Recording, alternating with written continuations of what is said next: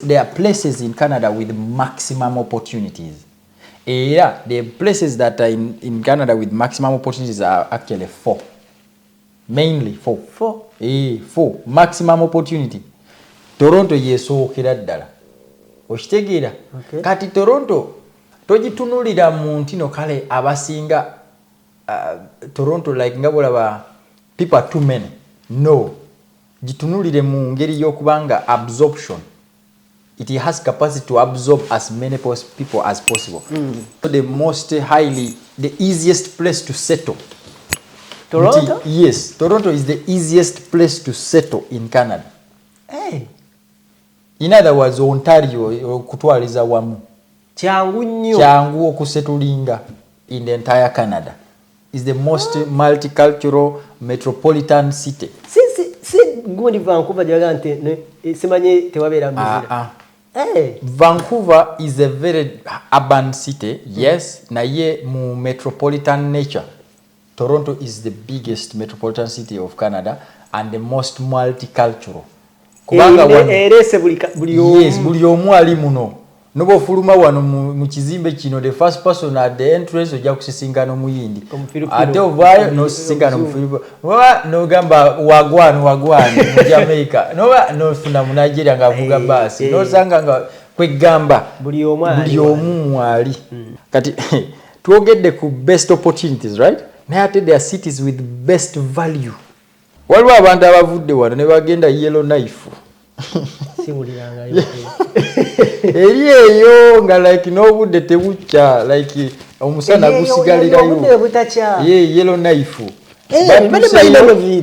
Tebamazeeyo nnaku na 3 ne bakomawo. Waliwo abagenzi? Waliwo Munnayuganda watasobola kutuuka. As long as you give them freedom to move, they can move. Oshiraba. Baba gambye eri kigulu. Waliwo opportunities nyingi nnyo. Waliwo emirimu gyeziri naye nga mentally like it has so many factors. Yeah. There are places also that you can live with lower cost. Katibo nze nkuwa these things because to create a way of decision making. You are going there because of what? Is it opportunities? Is it value balance life? Yeah. Over lower cost? Kati lower cost cities ate yojja kulaba nga botunula Winnipeg. That is Manitoba. Empewo yeye kunta bukunsi. Na yenga Winnipeg senior blazer tugende ne ku bulango. Yeah? Kankunyumize Winnipeg. You are watching The Answer Channel, a solution to every situation. Subscribe right now. Oli Munnayuganda wangalira mu diaspora, America, Canada, Australia, UK oba Germany ng'okola emirimu 2-3 wabula nga tofuna kadde kawummula oba kwebaka naye nga tokyasobeddwa lwaki ssente z'olina ku akawunti yo tezeeyongerako? Toli wekka, bangi kuffe twaveeka n'ebirooto eby'amaanyi wabula oluvannyuma ne twesanga nga tukolerera kusasula bills zokka. Tusuba okubeerako ne famire zaffe era nga tuwulira tetulina kye tuyinza kukola kukyusa mbeera eno wabula singa nkugamba nti waliwo enkola esinga eya franchise digital business ebaddewo okumala emyaka 5 mugumu mu nsi yonna esobola okuyamba okukolera ewantu wonna kasita obeera ne laptop oba essimu ssaako ne wifi nga okola n'omulimu gwo ate ekirungi nga teweetaaga bukugu bwonna bwa tekinologiya ng'ezimbiddwa okuyamba abajja ku kyeyo nga ffe okwekolera ensimbi esasula obudde bwo wamu n'ebyo by'osobwa tukutendeka ne tukuwabula ne ku buli mutendera ng'oyambibwako abantu ab'enjawulo abategeera gy'ova tetusuubiza mpewo wabula yeno sisitimu gy'osobola okutandika okuyiga leero bw'oba okoye okukola essaawa ennyingi nga teri kuwummula nga tetulina kyolaga kizivaamu nyiga mu linki eyo wansi okumanya ebisingawo okuba ku simu ya Gerard Seguya oba gwe mumanyi nga KAKALAAMUDAANSWER ku +1 647 821 8189 oba kyalina omutimbagano www.g-viepena.com. Alright, kwalirizaako nnyo ku The Answer Channel yonna gyesinzira okukwate ng'otulaba kasibeti n'obulamu butambula ddala bulungi nnyo. Kasibeti no bitambula ddala bulungi nga osobola okukwate ng'obiraba abali mu ggwanga lyattu Uganda, abali mu North America, abali mu Germany, abali mu Australia, abali mu mu kyombo ky'Obuwarabu yonna gye musinzira okukwate mutulaba yanze KAKALAAMU The Answer. nyongera okujjukizaako muganda waffe ali mu diaspora wano nti kujjukizaako enkola ya online business nga enkola eno eri mu nsi 26 location 43 kitegeeza nti osobola okusinziira wonna wooli awo nosobola okukwata ng'okola ssente ng'ozikolera ku mutimbagano. Enkola eno tugiyita online digital business era nga ebaddewo okumala emyaka 5 ne franchise company gye tukolako franchise nayo. Osobola okukwata ng'okola due diligence ku company gye tukola nayo, marketing model etya, osobola otya okukwata ng'otappinga into the community, kiki ekyetaagisa okubeera nga naawe obeera part of the community n'ozimba online business ng'eri legit nga osobola n'ofilinga omusolo at the end of the year. Kitegeeza nti buli kimu kyokola oba okikola lwa nsonga tozannya ng'azannya zzaala. Oli mu business gy'otapinzeemu nga it's a real business, but you have to build it slow, mpola si byakeera ku makya nti ntaddemu kino enkya nnyingiza kino. Olina okutegeera kye ntaddemu kikola ki era wemba nkikoze nnyingiza ntya era nkikola ntya okuyingiza ssente. Because you tap into the community n'osangamu already abakimakinze abali mu kukola ewatali mu mbeera ya kukyamuukiriza. Olina okumanya kiki kye bakola naawe okufuna ssente. There is a product esobola okuba ate nga ekolebwa then wakati mu kugitunda n'omanya butya bw'oyinza okuba ate ng'ofuna ssente. Muganda wange njagala okujjukizaako baganda bange abali wano mu North America, abali mu European countries, abali eyo yonna mu Schengen, nti enkola eno eyinza okubagasa nnyo nga because etambulira ku big why, etambulira ku reason why you want to start either a side hustle oba okutandikawo ekintu nga gwe omuntu ekirala nga ne guli omulimu gwe toguvuddeeko but ng'obuilding ekintu kyo mpola bwe kituuka n'okiwulira nga kikola nga bw'okyagala, then you can sit down and decide either to stay with kukola nga okolera ewaka oba ng'okola kyonna kyonna okuba ate ng'okola but nga okizimbidde ebbanga nawe eryolabya ddala nti kikoledde ddala amakulu era otuuse ku time y'okola informed decision. So nkubiriza nnyo baganda bange abali wano nti ffe abasobola otegeera lwaki twagala side hustle, lwaki twagalayo ekintu ekirala ekyenjawulo nti we need time to our friends, we need time to our families. Twagala okukola ezo sente zetukola emirimu ebiri abamu abakola kwesatu ng'ozirabako ng'era osobola okuba ate nga osobola okukeera ku makya no deciding let me go for vacation, let me do something like that, naye nga kikola ng'okirabye ddala nti n'oba okomyewo tekijja kukumenya nnyo. So awo we tuli osobola okunoonyaako oba n'ogenda ku website yange ya www.g-vpn.com.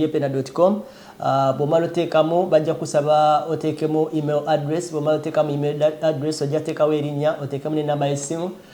Ojja kulaba free webinar ezo video based. Bw'omala ogiteekamu oyinza okugiraba then oyinza okunzirira oba nze nyinza okulaba n'enkuddira n'enkubuulira wawe otategedde ne so okuba ate nga kyetuyingira tukitegedde bulungi nnyo nga si kumala gayingira buyingizi kintu ate nkeera wejjuse. So kyekyo bwe kiri tujja kuba twenoonyaako mpolampola. Olwaleero nina omukulu gwe bayita George. Nakoma okubeera naye ndowooza kati emyezi giringa ebiri vidiyo eyo gye nakola naye ekirungi ekya George kye tulina nti tubeera tumikisinga Luganda na Luzungu. Kati wabeera comfortable kyayagala okwogera ayinza okyogera mu Luganda oba mu Luzungu.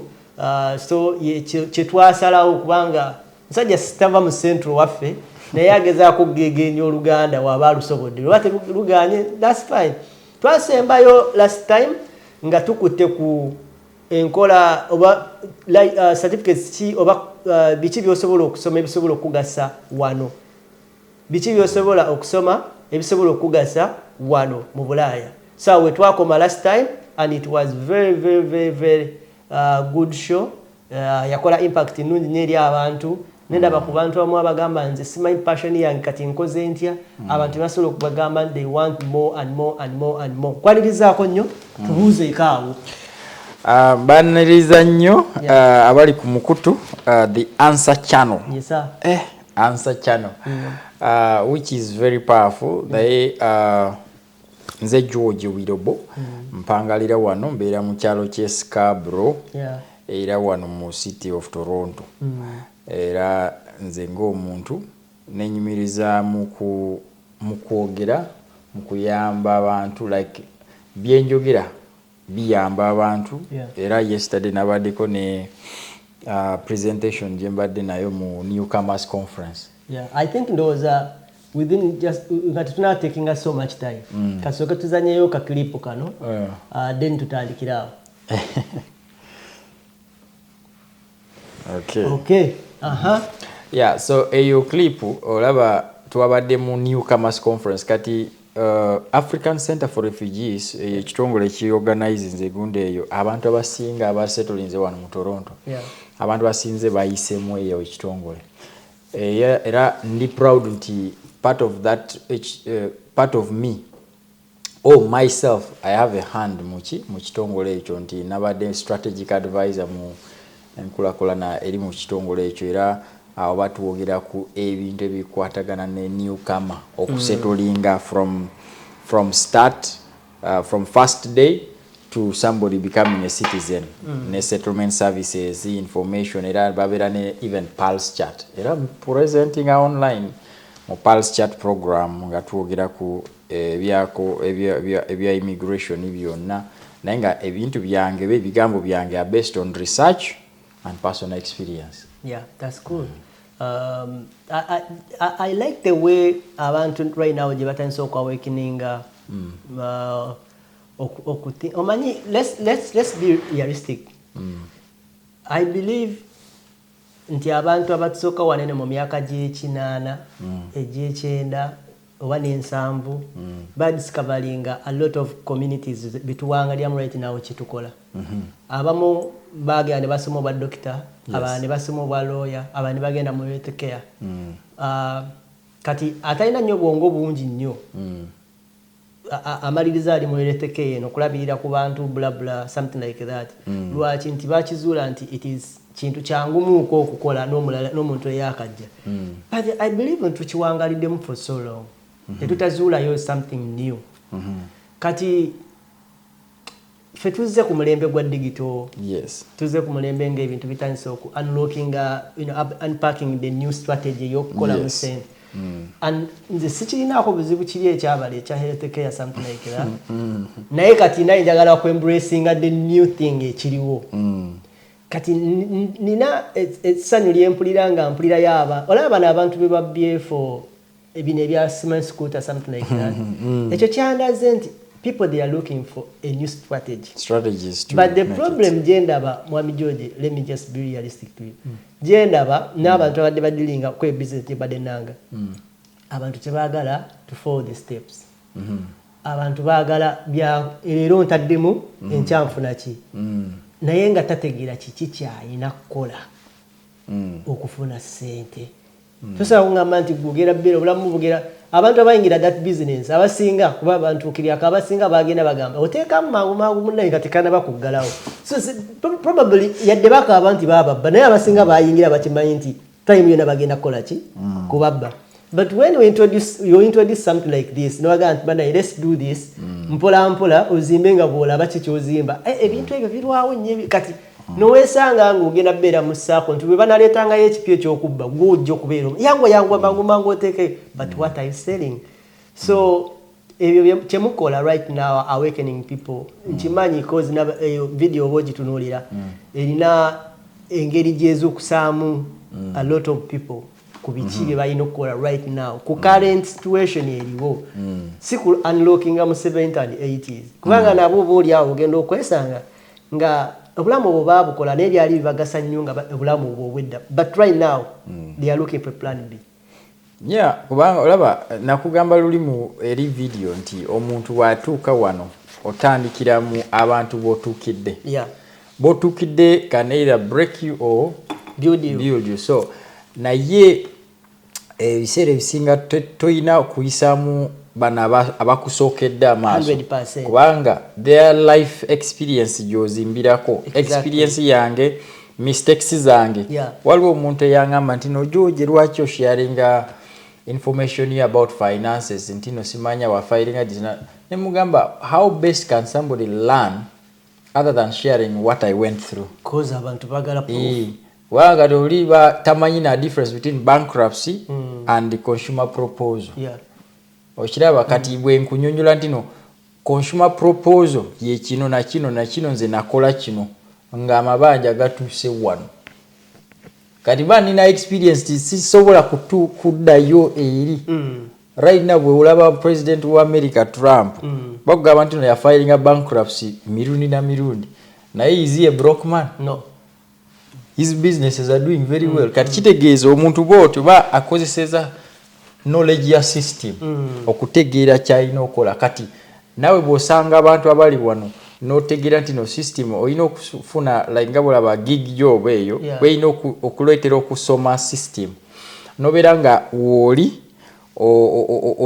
olemerako nomanya nti no kale wano we mala kino nja kudda ku kino bwenda ku kino nengira ng'obeera ne ba mentors abakutereeza ensonga ate nga ba mentors babeera either bogera life experience. Exactly. Kati at the end of the day ojja kusanga nga nawe wezuula mpola ate actually abantu abazze mu mulembe guno they're extremely innovative. In fact abasinga abakadde ababaddewo like they admire bamwe omanyi lwaki kubanga kati gwe wayingidde wano nga TikTok weeri information yonna kweri nga like buli omu kati asobola kunyonyola from start to finish. Abayingira wano within some minutes. Edda abantu abayingira wano nga tebayina na wakutandika atuuka nalemererwa empapula nga gigoba myaka 3 nga tagiwuliranga nako like ne feedback ateriiko. Kati omwaka ogwokutaano oba ogwokuna wafunira empapula. Kati ogwe ayingira kati empapula mu 6 months 1 year osanga omwana nga abeera mu apartment nga gagadde. Okiraba naye kati baffe bali abajjedda ate n'ekirala sawa zino omanyi kino community yaffe ebuzaabuza. Oyinza okulooza nti no mwenna muli bubi naye nga abantu bali okay. Oyinza okulooza nti no buli omu ali mu sako yo ali mu level yo naye nga every single day abantu bakeera mu chat GBT okwo simanya deepseek nga bali kuzimba ma businesses nasisinkana omuntu wano nga muna Uganda akola ni contracts za government akola cyber security ya government kwegamba ye kati tachanoonya mirimu anoonya contract onfuna bulungi including myself nze kati sikyanoonya mirimu neonya contract era bwe ngenda mu events ezo banoonya networking to get me to get a contract si kunoonya mulimu naye ntandikiddewa waliwo we natandika pola mpola nenzimba kabibe bizibu bitya kino kyempulira kyenzikiririza. Ate n'ekirala waliwo wokutuuka nga like omuntu alaba lifestyle yo nalooza nti no olina okubeera something oba okubeera somewhere.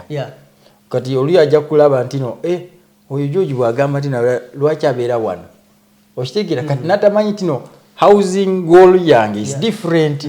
Gwe housing goal yo is okupangisa apartment nga kuliko swimming pool wagulu nga ya $13 oba 12. Nze I am living in a small space, a small apartment. Naye nga my life housing goal is to buy my house. Kitegeeza mbeera wano temporary nga nsavinga nfune sente ngule ennyumba nsetulinge family yange n'abaana bange.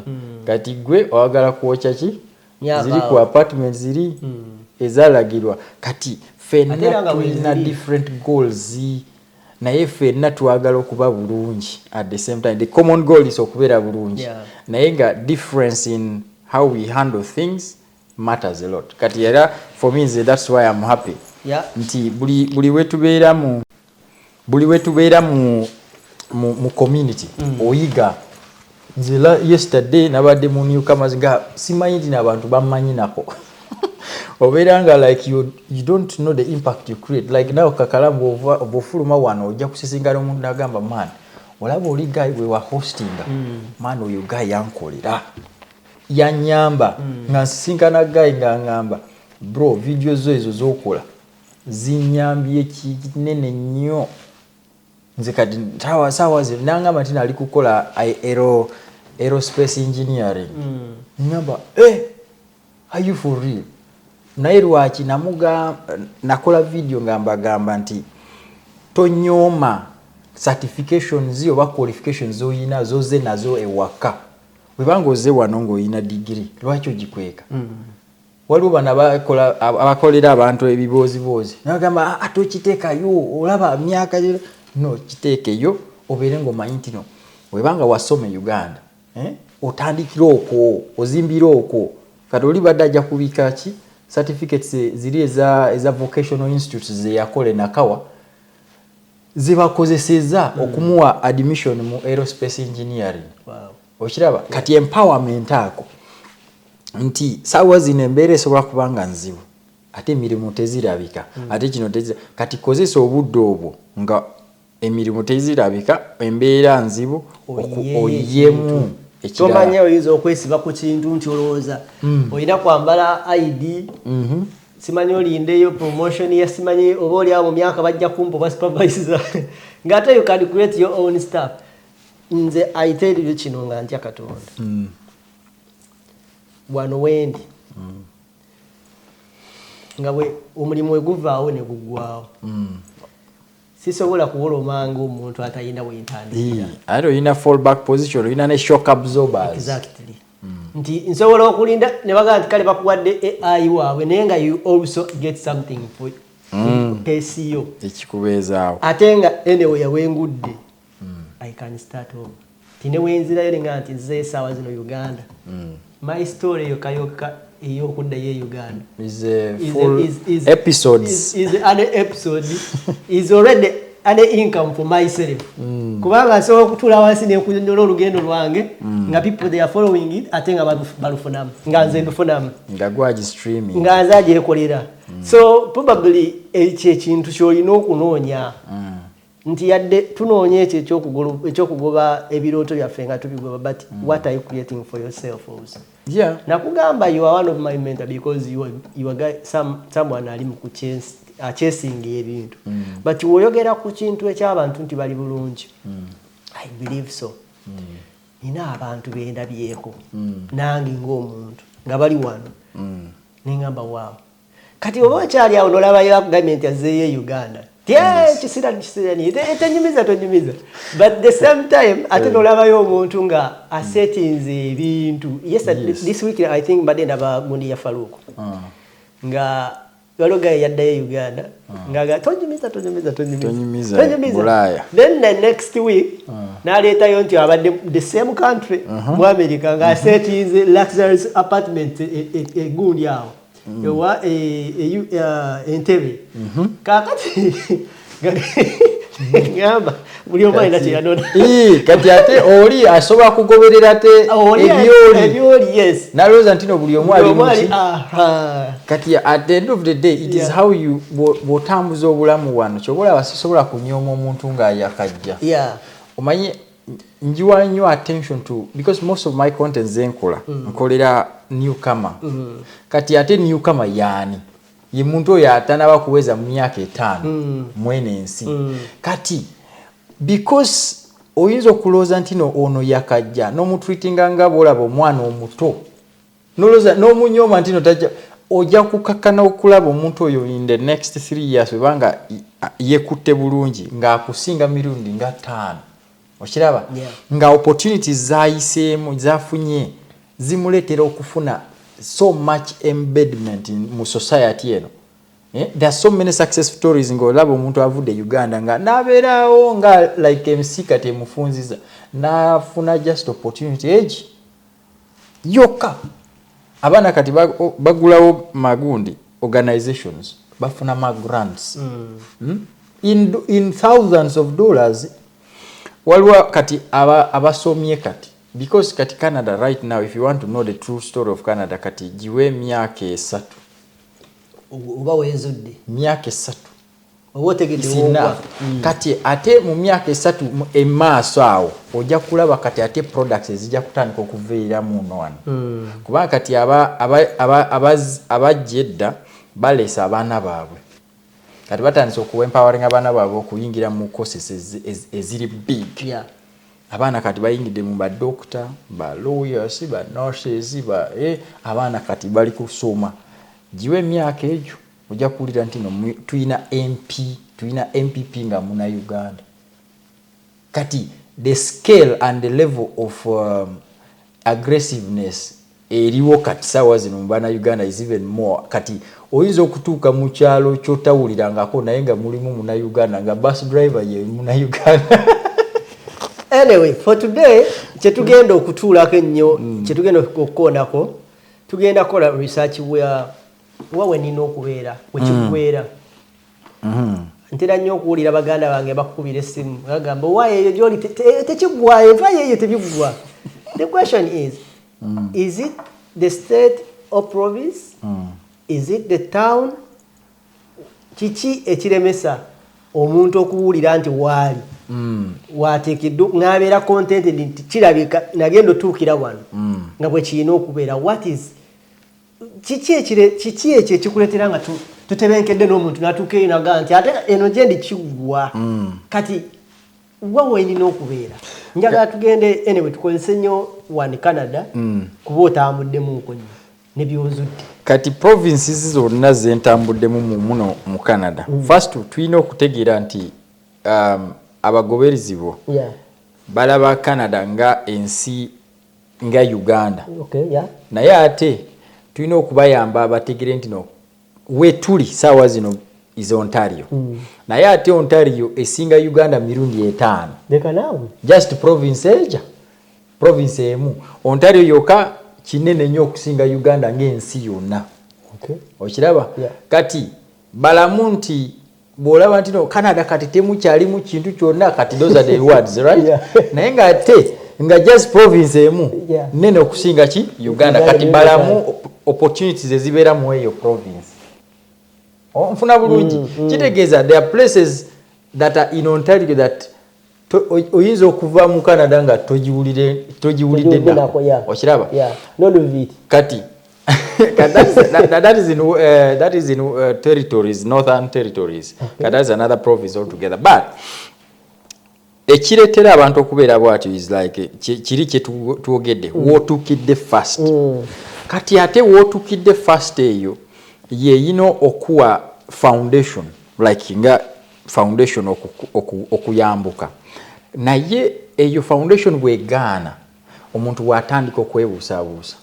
Nagamba munange gezako Alberta. Gezako Prince Edward Island. Gezako waliwo abantu abavudde wano. Muganda wange Tina ali Manitoba ya. Waliwo abantu abavudde wano ne bagenda Yellow Knife. Siwuliranga eri eyo nga like n'obudde tebukya like omusana gusigalirayo. Yellow Knife. Tebamazeeyo nnaku na 3 ne bakomawo. Waliwo abagenzi? Waliwo na Uganda watasobola kutuuka. As long as you give them freedom to move, they can move. Oshiraba. Baba gambe nti eri kigwa. Waliwo opportunities nyingi nnyo. Waliwo emirimu gye ziri naye nga mentally like it has so many factors. Ate nga jukira those are places that have ngabolaba because very less population means more opportunities. Kati bwebanga wagala ekifo w'okulaalira oba laalira kitegeeza ki by the way to settle oyina okutunulira interests zo ng'omuntu. Totunulira buli omu nti abaana Uganda bali ludda wa abasinga. Noonyereza kikigwe kyowulire kinakuyamba kiki kyoyagala ogwewantu nga tosaba beerawo nga tolina bantu ng'omuntu kati waliwo job opportunities waliwo opportunities waliwo wobeera nga opportunities weeziri yadde abantu bangi naye opportunities zirabika. Kati waliwo ekirala kyolina factors zolina okutegeera nti waliwo n'okubeera nti otegeera support system eriwo nti bwentuuka Toronto eyo gye boogera support ki gye nfuna kubanga support bomanyi nti okay bwentuuka nga tewali gwe mmanyi yadde naye at least wakiri mmanyi nti Kakalaamu mwali Kakalaamu nsobola kumusindikira message wano ku YouTube wano naafuna n'ategeera engeri gye jasobola kunconnectingamu. That is the support system. Kati waliwo n'ekirala gy'onoonyereza nti settlement services kubanga ensi buli province ebeera ne settlement services zaayo. ekiri wano mu Ontario may not be in Quebec, may not be in Manitoba, I mean in British Columbia and elsewhere. Yeah, because during that time we twajira wano. I was still in the shelter namukwano gwange yasigala on Montreal. Yeah. Na yasula ndoza baba suza mu shelter over weeks 2. Yabaga mugende munonye nyumba. Zingani enu ndigidda cyali. Ngaba ochali. Nigeri yatiso cyali. Yabaga mugende munonye nyumba ne basasulira ko ba something like payment then mani babagamba bakupamitiza mugende munonye ebirimu. Era ensi netandikirawo mukuba. Yes. Nangamba kino sikiwulira ngo limi sikutegeera si nemga nsajja. Wangamba nti eyo tibitambula. Yo ogenze yo bantu bangi nnyo bikibi namuleka muntu ngamba ku kisaawe nangamba eyo genda. Teri yadde mpapula tezitambula. Kati ye support community support yenkwogerako nti atola ojja kusanga olinga waze wano naye owulira ekyomo kyo kugamba nti nze siva Kampala ng'anyi yeah. Kati oli nobanga ensi emukuba mukamba naye Kampala tavaayo. Exactly, yeah. Kati that's the same thing. Nti wano mu Toronto is the most highly populated in the entire Canada. Is the most multicultural metropolitan city. Si gundi Vancouver jagante simanye tewabera muzira. Vancouver is a very urban city, yes, naye mu metropolitan nature. Toronto is the biggest metropolitan city of Canada and the most multicultural. Kubanga buli omu ali muno. Nobo fuluma wano mu kizimbe kino the first person at the entrance ojja kusisinkana omuyindi. Ate ovaayo no sisinkana mu Filipo. No gamba wagwan mu Jamaica. No funa mu Nigeria nga vuga basi. No sanga nga kwegamba buli omu ali. Chobola wano racism like multiculturalism kati fenga abana Uganda you don't need to be taught multiculturalism. Kubanga twamanyira ddala tulina amagwanga mangi like in 152 tribes in Uganda. Kati buli omu ayogera lulwe lulimi. So nolwekyo oyina okubanga waliwo kyo gwenga interest zo ng'omuntu ojja kusanga olinga amanyidde urban life. Toronto tojja munyumiza ntino ajja kuvaayo onfuna bulungi kubanga buli weekend akyakala. Agala genda out, agala kubanga asisinkana abantu kwegamba ne stress ze Toronto yadde oli mwavu naye oli broke. Naye ojja kufuluma ogende mu club osisinkane banno bakugulira omwenge ogende waka nga otamidde. At the end of the day it's more communal. There is a community here. Kati norekyo ate there are places in Canada with maximum opportunities. Yeah, the places that are in Canada with maximum opportunities are actually 4. Mainly 4. 4. Maximum opportunity. Toronto yesookera ddala. Okitegeera? Kati Toronto togitunulira mu ntino kale abasinga Toronto like nga bolaba people are too many. No. Gitunulire mu ngeri y'okubanga absorption. It has capacity to absorb as many people as possible. The easiest place to settle. Toronto? Yes, Toronto is the easiest place to settle in Canada. In other words, Ontario kutwaliza wamu. Kyangu nnyo. Kyangu okusetulinga. Wow. Onfuna bulungi. With other factors constant. Nti kubanga Toronto social services are very good. Nti it's no boyagala kweroza ko kwetta. Wano nga bakutuuse. Bajja like tosobola kubula at least a food bank. Enjala webange kuluma ogenda mu street nola ojja kusanga truck ngegaba mmere. Oshitegeera. Nakirabanga nnyo. Nga tuli awo muguyo ogeye kusanga nga babegayira bwegayiriza. Exactly. Nga bantu banyabulungi. Ne ba gundi ngabo bamanya ababera ku shelter. Nga tebe chanze wowe. Asajja bafumbe mene bagireta can you take some No, I'm good, man. I'm good.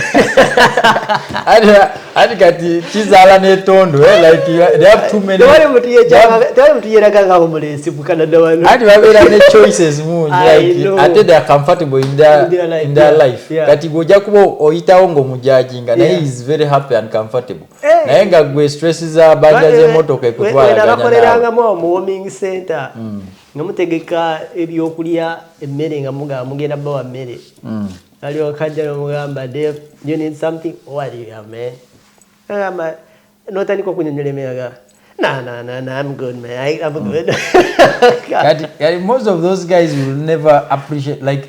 Actually, omanyi ekyo ekintu kyoyogedde. Ebimu ku bintu byatandika okunshiftinga mpola. Nengamba naye omanyi, nali nkolako lumu mu abo abantu, nga mu butuufu gayi yeetaga buyambi. Kati nga mukwano gwange ali gwaleekaanira.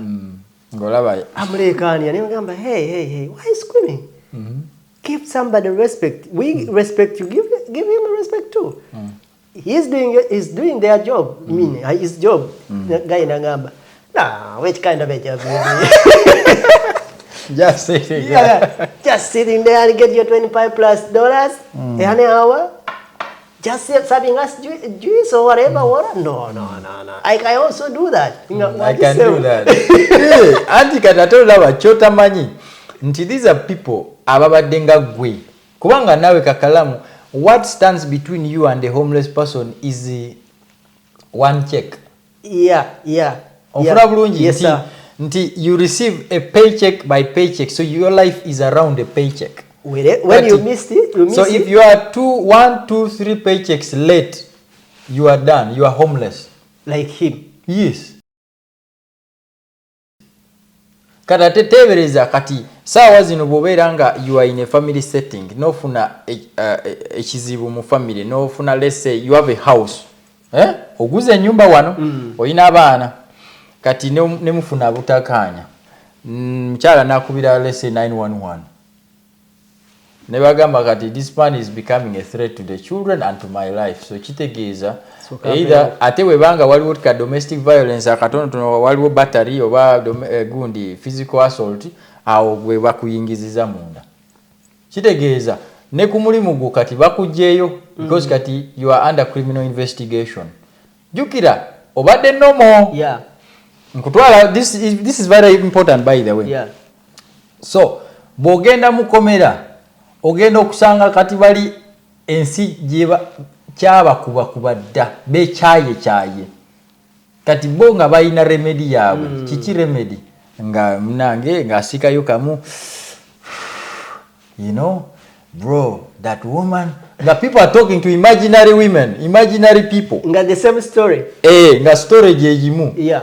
Ogamba, you mean nawe, you also naenda agamba kwata mu nawe nga naye atandika naye oyingide nga tonywa tosikasika katotuuka nga like balinga baya, man, this one is the best, man, when I put it in I'll just feel so calm. Naye nowe nogezaako, bw'otandika ogezaako ng'ogisigaliramu time yo wegwa ku gundi ng'oddayo mu society kati tekyasobola kuwa mulimu because oyina criminal record. The only advantage oyina okubeera mu shelter kati. Naye nga obwongo mweri, you are smart, you are like ensi ekufunzizaamu. Kati ate ffe abaddugavu tuli more resilient and stronger than n'abazungu abo. Abazungu abo enjaga ate bakuba nnyo obubi nnyo. Kati ate bw'osanga omuddugavu ffe tuli resilient and stronger. Kati osanga nga like bo webanga ebakubira ddala. Kati ate ffe bwe tubeera mu eyo kind of situation tubeera more aggressive nga twagala kubeera bulungi at least. Naye chances of going back is easier. Kyobola bategwe bw'oyingira mu eyo situation olujukira omwana muwala yafa. Nga even she was doing normal and like she was working with APA and all these other big organizations. Naye it's a slip of lifestyle. N'otandika okwejajinga nobeera nga otya n'okuddayo. N'otya n'okuddayo. Kati saawa zino abasajja n'abakazi abaleese wano abaana baabwe mwene ensi kati balina akaseera akazibu because there is a cultural shift. ey'okubeera nti okubuulirira omwana ng'ali Uganda is different n'omwana kati ali exposed mu eno system. Exactly, yeah. Kati osanga omwana nga ye ayina different mindset, different lifestyle, different environment, ayagala okubeera ne ekibinja ky'abantu nga bali mu ngeri emu, naye kati gwe ng'omuzadde okumunuŋŋamya ye agirabanga punishment. Yeah. Kati by the end of the day bajja mujjako jukira that adolescent stage is very difficult to maintain that. Bajja kumujjako bamutwale mu foster family amudukeko agende atandika okubeera mu n'abantu abayaga mu street. And that's how people end up being in that situation. Kati oli ali right okugamba nti no, what you're doing I can do it. Kubanga abadde nomo nga gwe abadde mu bulamu ate ategeera. Waliwo ne guy era gwe nasanga eyo. Jukira by then nali nkola emirimu ebiri 3 to 11 to 7. Munange guy na musanga eyaddala George nga ayogera the same lifestyle. Jendi kyenkola time jenkola nga ekyawukanako ali mu just shelter. Yes. Naye nga andaga nti last year mu February to June I was living your same lifestyle. Nga nkola 3 to 11 nenkwata omulala 11 to 7. Nangamba but yali ali mu kugamba but munne omuzungu ndamugamba now you were useless. Useless. Nateka mu F shelter man. You don't have any hope. Nasirikirira that night. Tormenting, it kills you. What? No. Yes. Guy, and this is the reality. Yeah. So, no, Rachel, it is just a matter of choices and how you, because life it's easier okuchuka like this. Because here, jukire waka, webeera Kampala, ngokoye, nga sente omulimu gaweddemu, because kati sawaze they are laying off people. Otuuka nga bire kutuddemu, everything is on you. Naye nga toyina family, toyina buli kimu. The only option is to be in the shelter. So right now they are laying a lot of people. Yeah, they are laying a lot of people, workers, of course. Most of the businesses, when they close, they lay off workers. Kati omuzungu okunoonya omulimu tebalinga ffe, because ffe tulina ewaffe ntino kati tujja kuddayo okitegeera like tulina support system eyo. Uganda Kampala bwe banga biganye ogenda mu kyalo nobeerako nejjajja n'omulimirako n'amatooka awo nga bw'okola ki bw'otetenkanya n'okomawo kati wanajja kuddawa. Odirewa mu kaseera k'empewo. Exactly. Kati obuzibu bwebwo kati asanga nga like when you are coming in, or you need to make sure that where you are landing should be able to give you a foundation. Naye where you are going to plan to go nga osatolinze also matters nti kati Ekidako city webanga ogenda, let's say you've landed in Toronto nga you opportunities zibuze. Kati you're looking for the next city to go to. Naye purpose yo, objective yo, what is the cause? Cause yo erichi kankupainting ekifaananyi kino. It would be best webanga katugambe nti no wasomye wano, walandinze wano, wasomye lese bya filming, production, digital management ebyo. Nga you're looking for the next cause of action. Ugamba, you know what, which city is the best? Vancouver will be your best. Ali mu bya digital. Ali mu bya digital filming bichire ebyo. Vancouver tesobola kubula. Because filming, that is ekibisubuko ya, because that's Columbia Pictures. Yeah, jibagambira Columbia Pictures. Exactly. Obo sala boti wakiri nola ba. At least wakiro oja kusanga bagala background actors. Background actors. Okitegeera. Wamatire kula Colombian Pictures. Yes. Eno Toronto boli mu bibyo.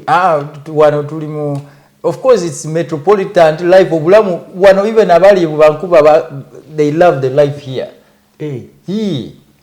Obulamu bwe buli wano sebo. There is life here tebakulimba. Era kuli ewana abalangi ekivulu nti abange nti otuve Toronto tugende Vancouver era terawulira either Edmonton. Anti kati population. Where the population is, batono. Batono. Oja kutuka atenga bali serious nnyo. Ababeerayo ba career persons kati omuntu kyamukubye wano n'agamba kati mwana eby'amasannyalaze ebyambitaala mbiganye kati kangende noonye ssente ng'asomye kati ali mugoberera career. They are career individuals. Ojja kusanga ng'ali serious oluzungu alufuwafu like kati olaba some of us no ne accent yaffe ziganye okuvaayo okitegeera okukyuka naye kati ojja kusanga oli ng'ali Vancouver buli kaseera ali mu kati ojja kusanga tosobola kusinkana Munnayuganda eyo n'ogamba tripping. At the end of the day that is where you can go. Kati omuntu webanga asomye bya administration ayagala ebintu bya government ebintu bitongole binene biki awo oyina okubeera Ottawa. Ofuna bulungi Ottawa. Because Ottawa is the capital city, like ngabulaba the administrative capital of Canada. As the administrative capital, kitegeeza every headquarter of almost every government office is there. Awe Ottawa tubabuzizaako nnyo. Nayo kakibuga kyali clean by then. It is okay. Ekibuga ekyo actually is very laid back and it is too corporate. Nakiraba. Nti otuuka bw'obeera waggulu mu kizimbe n'olaba ebiri wansi kati ffe wane Toronto every time ng'oli downtown dakika 5 tebula ng'owulidde siren ya police. Naye kati Ottawa is silent and laid back. Even when you are a homeless person in Ottawa obulawo sentino tebaliyo webali ate abaliyo bali so like they are ready because just yesterday but one nabadde Ottawa and I went to a Congolese grill. Okay. Nenga bayina very big grill like very serious steakhouse. Nenga abakozi bayina background e Uganda. Oshitegira either Banyarwanda or bana Uganda. Be bakozi. Ofuna bulungi. Kati kitegeeza Ottawa is very close to the power. So webanga katosoma okatugamira nosoma university ngoyagala internship. Bogikolera wali because omanyi nti nojja kukola mu kitongole kya UN internship. Oli bw'okola resume nalaba ekitongole kya UN eri mu resume. Kitegeeza that is good. Sekolimbanga fete wetatera ebalimbanga. Nogezaako nagenda. Kati wano. Nakolumu nagenda nnimbalimba. Nti nagenda nali nkola oba bagiyita Nyamingira eyo mu organization ziri eyo mu refugee camp Uganda. Zina spend ne Uganda in a refugee camp. Nena tuwa na chat GPT agenda ngamba refugee camp in Uganda. Uganda is the biggest refugee. Ngagenda nsula yo ngamba baba ngamba Nyangirambu babi kikigambo kiri eyo kitegerekeka. Ngakisula mu regime. Ngagenda okola interview. Yali agenze eyo. Aye basi. Oh my God. Yagamba oyambuza kizimbe ki nagamba is it still there nengamba zempedde wanigambye nino yes it is still there but bagikyusizamu katono olwola kusirirwerabira omuzungu ng'amanyi Nyamirambo mu east west ne south okufaako obubiga ate ennaku zino tosobola kulimba omuzungu kubanga abazungu bano oluusi osanga oli nga bano nsaasira bano abagenda mu kooti nga like boy olowooza byoyogerako oli tabimanyi ate munange olunaku olwo lwanzijira bubi nga yakolerako eyo nga waliwo ne kosi gye nateekinga wano nga nayo yali akoleddeyo kaakati eri bwe byagana at least eya wano byo nali mbimanyi ninga wano olunaku luzze bubi baaba kati olabira ddala nti when somebody is the interest yo ye kupushinga kubanga ojja kusanga oli nga bambi ye taagala tomunyumiza simanyi okukola mu shelter oba kukola wanze ye ayagala mirimu gya gavumenti oli nga ye just ninaye abantu abasengudde okuva e Toronto ne bagenda okusetolinga Ottawa so ninaye abantu abasengudde okuva wano ne bagenda Ottawa naye nga gooli yaabwe bo kyebabala nti baagala kukola ebitongole byabwe ngeri close to what? The government. So that bamanyi programs eziriwo waliwo abakoze businesses in Ottawa ate they are thriving Onfuna bulungi. Already. Manyi lwaki? Because there is less competition. It's not competitive as compared to Toronto. Toronto is very competitive. And the GTA itself, naye ate bw'otunuulira Toronto in itself, people misconceive Toronto. Kubanga bw'olaba Toronto and the greater areas, bw'otunuulira Brampton, bw'olaba Mississauga, bw'olaba neighboring cities as well, including Hamilton, by the way. Hamilton has a lot of opportunities, industrial opportunities. Kati bana bakoze simanya industrial science, industrial this, industrial that. Kati that's where ekisuuko kya iron, because that lake has like some iron ore, so they extract it, make iron. So osanga like opportunities anywhere where you are, there are opportunities. The difference is, or the most important factor is, what do you want and what do you intend to put on the table? Ngo muntu ne interest zo ngo muntu. Otherwise ojja kusanga you're going to be a nomad, you know. Wasoma nomadic pastoralism. Beba lamazi beba ababeranga buli kasera buli kasera ojja kulaba nga you are not contented where you are. Ogambe tino mani kiri kiti eyo tulumbeeyoko ate ng'ojja kumala myaka 5 nga like you are from ate like you already said within 3 years at least you have kubanga settled mazo kumanya ubongo mazo setting at least wano wengendo kati ojja kusanga nga ojja kubeera nga ova ku city naye nga you are not settling down. Noweebuuza kati ate kati Canada ejja kukolera ki? Because systems za njawulo. The question is not, the problem is not the city. Or let me ask you this. According to your seniority mu bino ebintu ngodde no deri, do you think the problem is city, province or country? The problem is that the country also is changing. Dynamics, yes. Dynamics za Canada are changing extremely very fast. Ate faster than how nga bwe tulowooza. Kati fe tulaba ogenda okera kumacha n'ogenda ku mulimu n'okomawo n'olya n'olowooza nti no the pace is the same. Naye ng'ensi policies are changing, geopolitics is changing everything. Okitegeera kati geopolitics, because this is a G7 country, geopolitics takes precedence. Right now walabye tweet ya Trump about when this governor they spent $75 million to do an advert in US. About Ontario, the governor of Ontario did an advert. Doug. Yes, Doug Ford.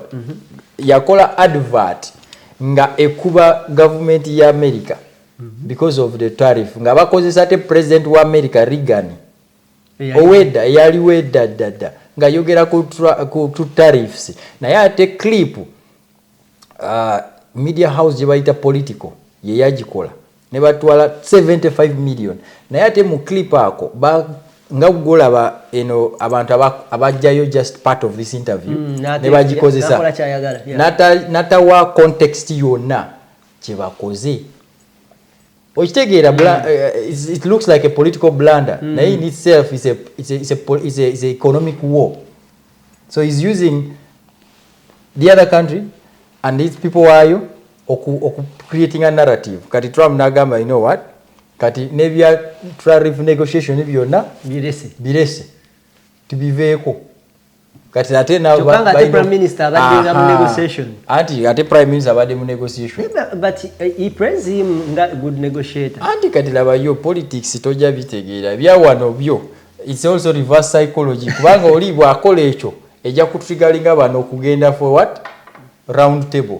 Anyige byayagala battles ayagala bano bakirize nti no munange kale mukulu ojja tugira. Kati ate ono naye nga bwagenda na signing up contract gundi trade negotiations and trade agreements with other countries. Kuba kati prime minister signing ne Asian countries. Kuba banonya katale ate jugira katale ka America is too important to what? To Canada. Just we are like 53 million people. About 54 million. They are over 300 million. You can't compare those two economies. I think all the industries and all the whatever manufacturing industries is one feeding America and market. They are important. It's like okunyiza mukama wa tata wo. Ensonga lwaki olaba nga Prime Minister abeera yeewumbese bwati buli wabeera ayogera naye nga olaba comment section y'abaddugavu amanyi Abamerika abantu bawadde no tebagenda ddala kubayita Bamerika balinga abalaba ekivumo era ogenda olaba mukongo gamba lwaki Prime Minister yaffe yeewumbika olwoyo gye bajogamba bali atanu oli Trump is an alpha, but back to our is an alpha president. Yeah, Galakubera. Even when you see how he shakes hands with the presidential whatever. I shaking her hands nakusikamu. It's dominance. Nga wakono mwana. Terera. And was America. It is it's just what it was dominance. Usaya Biden yali so dormant. Naye ono buli wajja aleeta ebintu ebiranga buli kaseera boogera ku America. He's not a politician. He's a businessman. Era ali kuraninga ensi nga bwolaba CEO wa running a company. And you are fired, you are hired, you are this, I'll kill you. Byo. Olide byagambye ba cartel musimanya bakatera batandize okukola ebintu. Agamba we shall just kill them. President ate mu ngeri president engeri gye basobola bibalina okwogera ekyo kigambo ebintu ebyo is not supposed to come from a president naye yabyogera nga atatibikyo byonna. Kati back to our tukute ku Toronto, Vancouver, tugenda ku Ottawa. Kati ate ojja kusanga olinga bambi ayina some form of French. Olinga asomye French ye asobola ku translatinga abadde mu administration abadde mu kino kati a city like Montreal would be best for them. Wachiraba kati olinga ayina Kinyarwanda kind of whatever Burundi kind of exposure kuba waliwo bana Uganda abasengudde wano naye nga babadde bakoleddeyo ne bakwata n'olulimi waliwo basomye French bulungi nnyo kati oyo okusettlinga in Montreal is very easy. Ate Montreal is also affordable. Onfuna bulungi. Kati opportunities jeziri. Ate jukira Montreal is the only province, Quebec is the only province that wanted to okwekutula mu Canada. It's like yaga ku difference. Ati bo bade bagala edda, bade bagala kwekutula from Canada. Bakole ensi yaabwe. Montreal ne Quebec. Montreal is the city, is the capital. Okay. It's like Ontario. Toronto is the capital city of Ontario. These provinces are like countries. Kati governor yabera president wako.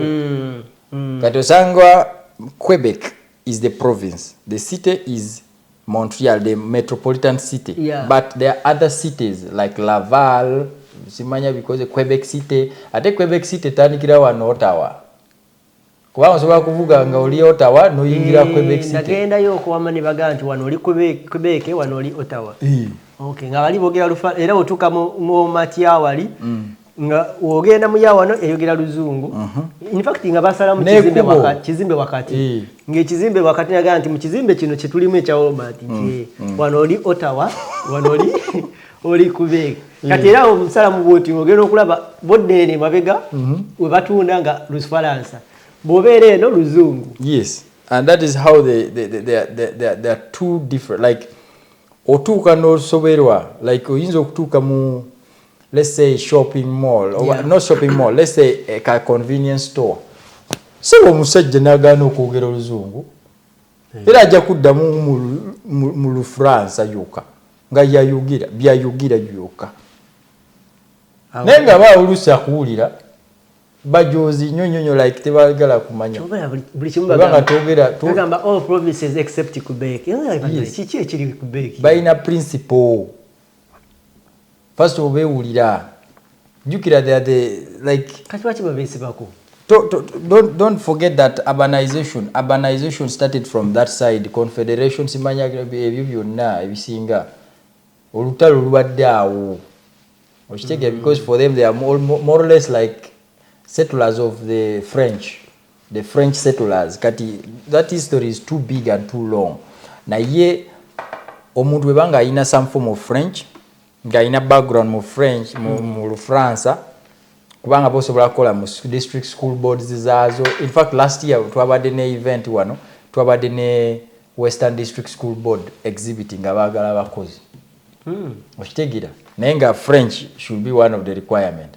Kati ate bw'osanga omuntu nga like ayina like say oyina this form of IT nti oja kusanga there are cities with what you call high value. Kati twogedde ku best opportunities, right? Naye ate there are cities with best value. Do you know the Silicon Valley of Canada? The cities with best opportunities. They are 4. They include Toronto, Yesokira, Vancouver. Toronto is in Ontario. Vancouver is in British Columbia. And then Montreal is in Quebec. Okay? And then you'll actually have Ottawa still in Toronto. So Ontario you have 2. But Ottawa, why it features in the best opportunity? Because it's also the capital city of the entire country. It's actually the administrative capital. Era botukayo bakulaga ndino mnange prime minister bera wali ate wano ministry of this, ministry of that. At the end of the day it forms those opportunities zetuwogerako. At least even as a business person tosobola kubula nga bino bya digital, tosobola kubula okufuna setting up your photography studio. Kubanga there are events everywhere almost every time. Okitegeera ate with big organization okiraba. Kati naye ate there are cities with the what you would call best value. Like ngabolaba, if you know the Silicon Valley of Canada, you know the Silicon Valley of Canada? Silicon Valley is like where the tech hub is. Like bana bakoze IT, bana basimanya CCTV, simanya CC what, or Cisco ebyo technology. That is Kitchener. Wano. Kitchener in Ontario still. Nenga they are the best in robotics, simanya IT, all those things. Nga opportunities jeziri. Era osobola kubigugolinga. No bisanga nga like because Kitchener is referred to as because Kitchener is actually Waterloo. It's part of Waterloo. Where yantwala nayo? Kati Kitchener is, and it's not highly populated like the way we, like how it's laid back, but it's very, very wealthy. Ofuna bulungi katate most of the organization companies that are setting up there, those are like IT hubs, innovation. Everywhere we at housing is very okay. Everything, life is good. It's actually a comfortable lifestyle. Ofuna bulungi kati omuntu webanga nonya comfort lifestyle, alimo IT, alimo binebya, innovations ebyo, wa alino kunonya cities like what? Kitchener. Ofuna bulungi. Kati another best value city is like Calgary and Edmonton. Best value, twogera ku best value. Because that life balance is the one that actually gives you the decision. You see, it has some bit of urban life, and it also has the opportunities. Okay. And in most cases, those are the things that inform your decision. Karibotunulira city nga Calgary. Don't forget that Alberta is one of the wealthiest provinces in Canada. Alberta as a province. Yes, they have the biggest resources underground, minerals and oil and gas. Okay, actually what I didn't tell you is that all these cities have opportunities, but they also have their disadvantages and advantages. So there is a disadvantage in Toronto. Of course, the multiculturalism comes with a lot of competition. Nti wano tosobola agenda mu Timotos nga temuli mupunjabi omuyindi okitegeera nabadde ku mulimu juzi ngo boogera olupunjabi kyoloro ne mukulu mwogera nange biki bye mwogera. What are you talking about? Olupunjabi ebagala bannange. Kati bw'otunuulira bogena mu city nga Vancouver, those are cities with the most expensive. It's very expensive to live there. Bino byogamba nga ngende kwate kamera osobola okuvayo enjala n'ekuluma. Naye nga apartment is like 1,500 etookisookeraako. Okitegeera ekitone ennyo kubanga apartments, those are luxury, like they are wealthy people down there. Okitegeera, those are places where most of those actors we were chilling. Okitegeera, they come and chill. Yeringa Hollywood ye US. Yes. It's a film hub. Actually, between our event, actually Ugandan community is there. They even have a heritage center. The museum ya Surrey, Vancouver. We featured it in our because I'm a contractor with the Ugandan embassy. So tulina tubeera mu those big Ugandan community events ezo kati bakoze what you call a Ugandan heritage like sort of hub in the museum. Nga bw'oyingira mu museum Surrey in Vancouver ojja kusanga history ya Uganda ne culture ya Uganda different, like there are Ugandans that are there that have created that. Not this year, probably next year. Tugenda yoko naye kikulu nsuubiza naye wife sijja complaining wali on tuteko wali nze yefule ekizibu gadate otunulira nja kutuukako like even in sawa zino akulira heritage African heritage year Saskatchewan muna Uganda ate nga she's the former human rights commissioner Regina in Saskatchewan. Yajja wano in 1989 when you were not even born. One guy waneno comedian is a very good comedian by the Bamogenyo Arthur Simon yomanyi. Muwulira. Oba mucholi. Muwulira mucholi. Aina some I think it's a Jap. Japadola. Sibu bamutegeka boneno mugundi eyo. Yes, he's a big banger. Waluno muna Uganda mulala muwala mukazi muchala. Comedy. Nenga their stand up is different. Wala mutwala mu comedy store tewali aja kuseka. Tewali. Nebo no sebo bamutegeka so ata Simon Uganda. Data abazungu ensiko. Ate sebo jokes zakola zaffe ze Uganda. Abera ageraganya Uganda. The life in Uganda ne baseka. Omusajja oyo atujoze. Atutunzeeyo. Ati kati waliwo engeri gye tulina okurepresenting ensi zaffe kati nze olaba wetuuse kati ensi yange I have to represent yadde waliwo wetwabadde eyo in Dominican Republic. Naye blaza twaliya utaali eyo. Wagenda yeddi ati. Twagenda mu holiday like ate wangamba nga tugenda ate wagenda mu kisimu kashise. Nedda. Kakalaamu ebintu bino tojja bitegeera naye kubanga walioga tegeka trip. Tujja tegeka nandi kati ey'omwaka guno guwedde. Mwagenda mwaka ogujja. Mwagenda nga bami. Ojja kubeera mu myaka every year we have to go as friends. Naye in the summer wachingambako ati in the summer kati we base you slept off twagenda kati we are planning to go to Mexico. Kati Mexico wojiwulira ate oloza bakatero drug dealers mweno ko business jendimu resort abantu bagenda nyo mu Mexico ingeri je balagamu. Yes, abantu babere excited to the best resorts in North America actually they are in Mexico. Kubanga kati wetugenda is you're going to see okitegeera kati fe wetwabadde eyo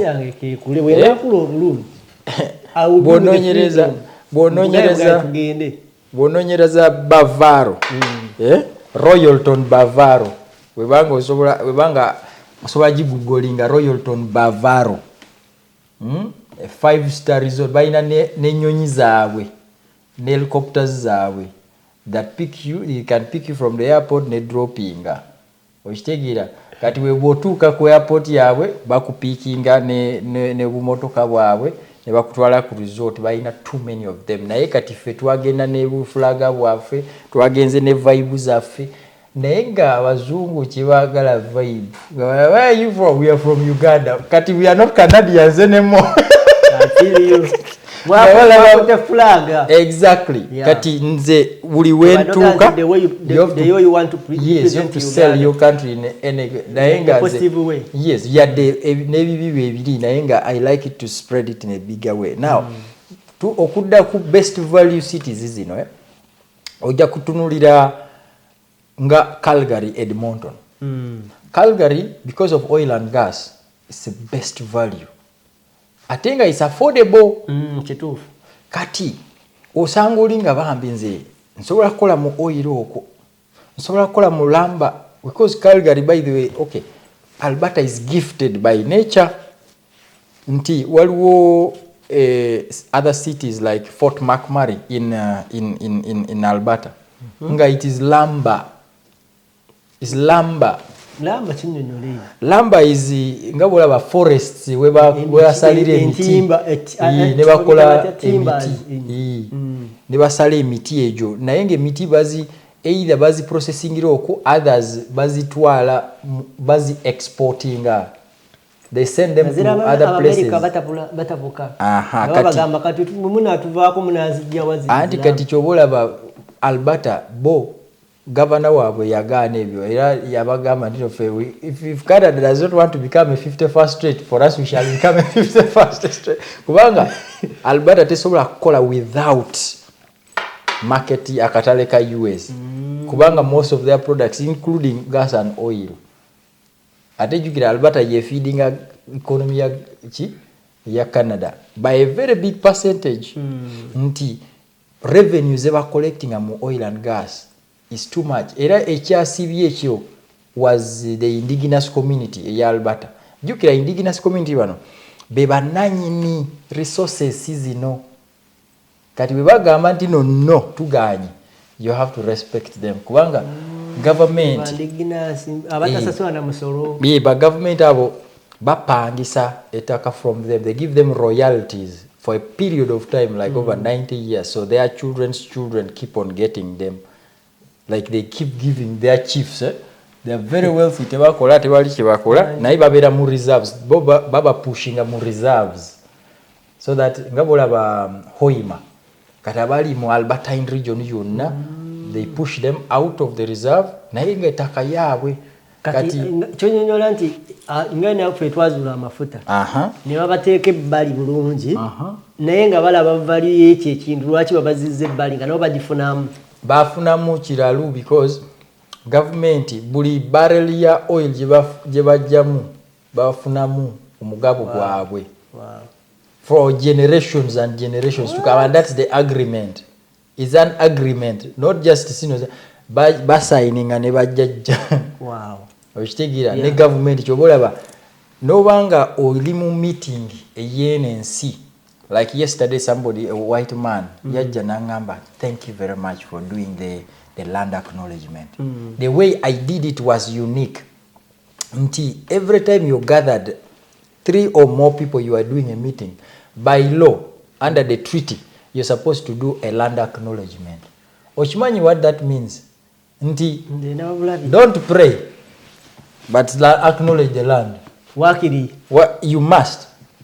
Abantu basatu kasa wabira. Even if as long as you're 10 or more people gathered together, you must acknowledge the land you are in. Ochitegera nti any meeting must start with a land acknowledgement. Ngamete mnana kusaba katonda. Anga tona bakusaba katonda olina okusaba bajjajja. Kata we bajjajja bakuno nti olina okubayanza. That we are here, we came as immigrants here, we are also working here, we shall respect the treaties, blah blah blah, the Mississaugas of the Credit River, and National Bag. Auntie, that place is called Mississauga because of them. The Mississaugas are the people. Bantu. Is a type, is an indigenous community of indigenous people. The Mississaugas of the Credit River. Buli muntu ali wanakiriza nti mugwira. Yes. Era tuli bagwira n'abazungu buli muzungu gwolaba omugwira era kyobola banze ngamba abantu nti never be intimidated with the face of a white man, kubanga si bannanyi balina mbu bava nabo bava ojja kusanga oli nga jjajjawe yavudde Ireland simanya wera naye nagamba I don't even know where I came from naye nga nze mbadde ekitiibwa kyemuwanga mmanyi byebazaalibwa the last thing I had maybe my grandpa came from Scotland. Then I found myself here.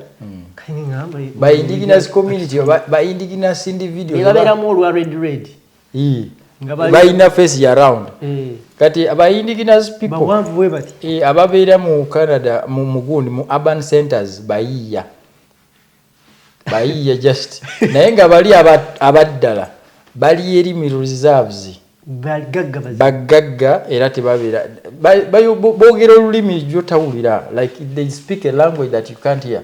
Naye there are people also that are generations like first generation, second generation, third generation. Kati jukira by indigenous kati abagezigezi nga bammwe ogenda n'ojjayo omuwala n'omuzaalamu kati there are generations so their bloodlines also they are very rigid. Kati have you ever phone omuyinde omukyala nga mu boyfriend mudugavu si kyangu kyobola ekigambo half caste eva mu ekyo kigundi kya culture y'abayindi yindi ayo n'abasajja balina benyookeza ebintu beesibasiba ebintu balogo balayika balogomu anti bakkirizizaamu mu bajjajja kyobola right now this October is actually a month of death. Bado kimanyi is considered under mu bulombolombo bwa Canada Halloween kati ojja kuwulira baleta ebintu ebikisa kati babitwale Uganda no buli omu n'ateekamu obukolokolo like tebabitegeera. Halloween is about to okujukira like it's after a celebration after the harvest, so they believe that the spirits visit them. Oshitegeera they visit them and they in form of like they put food for the dead to also eat.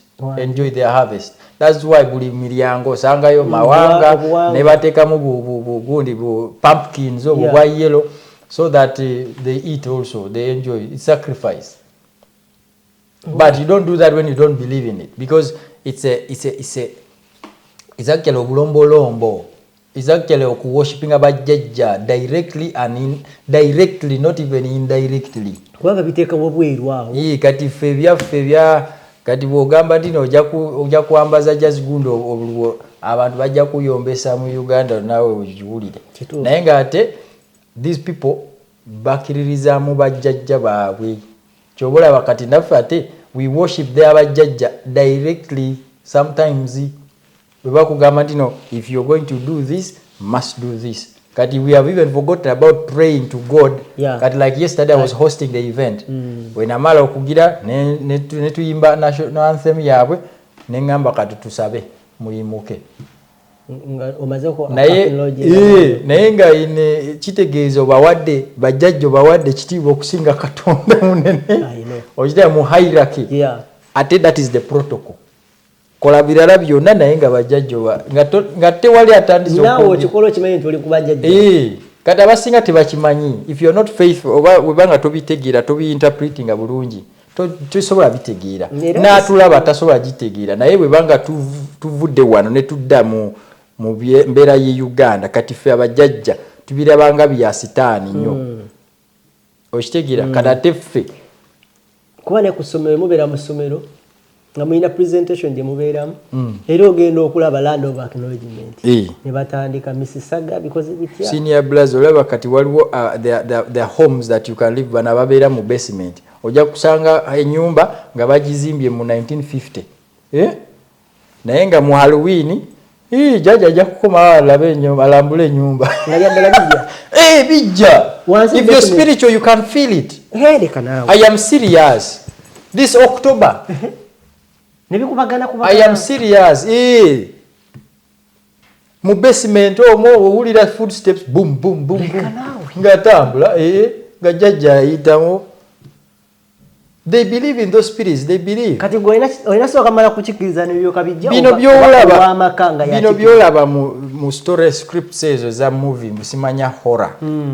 those things are real. They are not telling you, they are just telling you that it is there, but it's actually real. Spirits visit people. Osobola okubeera mu nnyumba nga wagipangisa nga nannyiniyo ye yagikiriza mu nebijjo. Ate bwe banga taagala obeeremu osobola kugisengula, osobola kusenguka. Oyo jjajja. Haven't you ever heard of spiritual whatever kati mwabuulira nti no wano koona eno is a blind spot accident etera okubeera wano kati tize bali abafa abakimirayo omusaayi banyiivu ogenda okulaba nga embwa eyisewesho embwa nebula naye nga accident negwa. Those things are real. The spiritual world is real. Kati ojja kusanga nga omuntu fenga abantu tetubitegeera nnyo naye bw'ogenda dipa wembaze sibikiririza mwana nyine nyumba yabikiriza mpangisa mu basement webanga tobiyita teyina kyakulira. If you are not bringing any forces that disturbs its peace kati nze ng'omuntu kati omanyi omuntu waliwo abantu kati nga nze I believe I'm spiritual.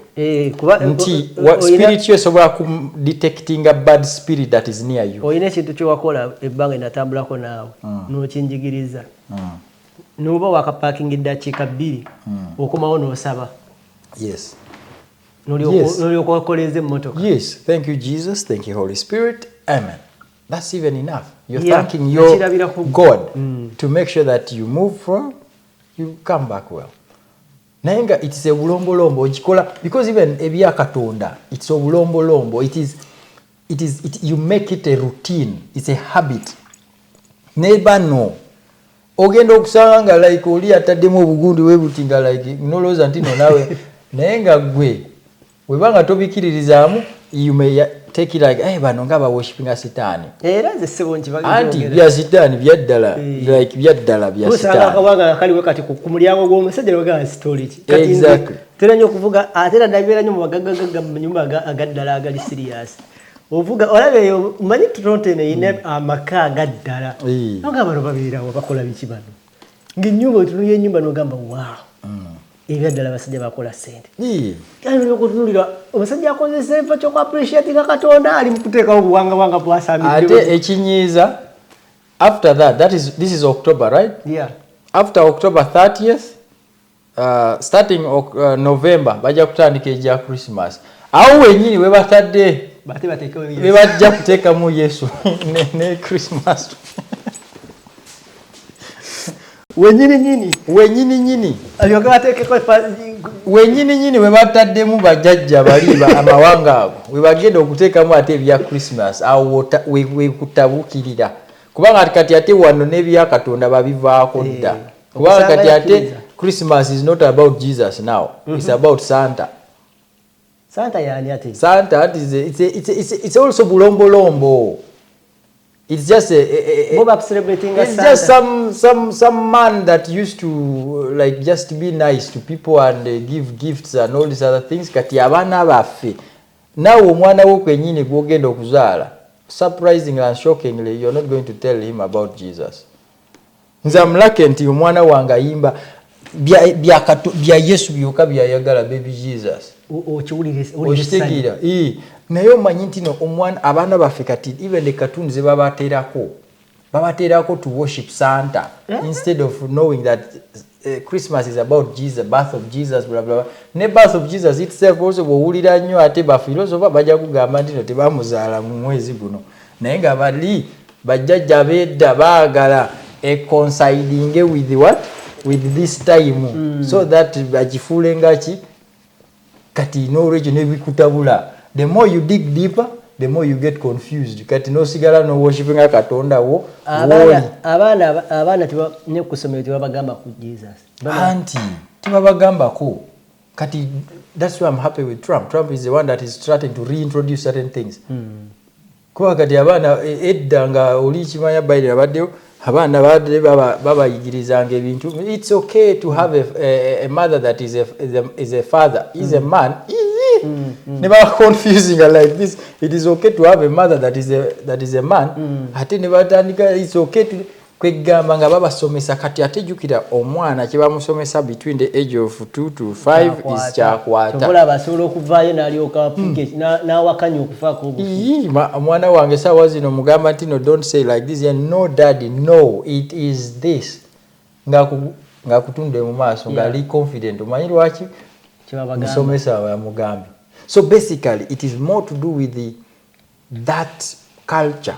Kubanga kati naffe bwe tujja wano kyobulaba abayindi bali strong wano bo ne banga ensi ene bakuba atya tebasobola kuva mu culture yaabwe n'abachina era kyobulaba buli bw'oluvuga olaba buki bundi buno like temples atejjukira that temple is one of the biggest weapon for their okukulakulana kati fe abava mu East Africa ne other countries black African countries tusanga akaseera kazibu because one tujanga tuli divided already.